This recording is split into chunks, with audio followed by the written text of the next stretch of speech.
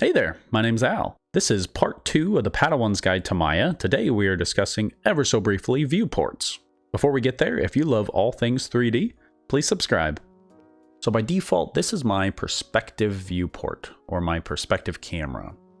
I'm going to drop in a cube, and if I press this button on the left, you'll see I have 4 different views.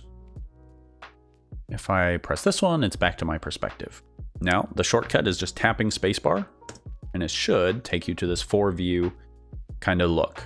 Let's talk about what in the world this is. We have top, front, and side, and these 3, by default, are orthographic views.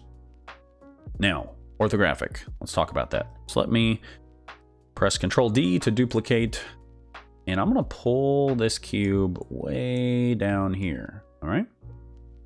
And I'm going to zoom out in this view. So just moving my mouse down, I can scroll in and out to zoom out.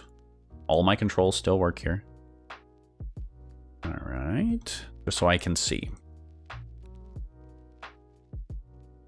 Okay, so a perspective camera, if I were to get this cube close to this viewport and rotate my view, this is closer to the camera, so it's larger, right? It fills up more of the frame.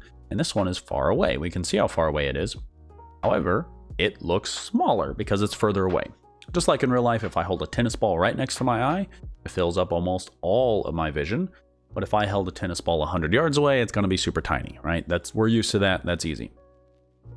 What we're not used to is an orthographic view.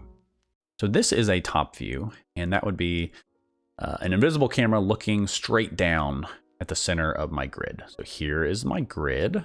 Those dark lines are here. And what I'm going to do is select this top cube and just scooch it over so we can see what happens. So remember, it's looking straight down, and this is my view.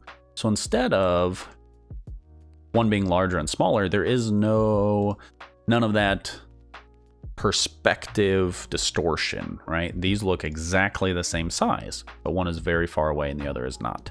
So keep that in mind. Perspective and orthographic. There's definitely a use for these orthographic views, and we'll get there at a later time.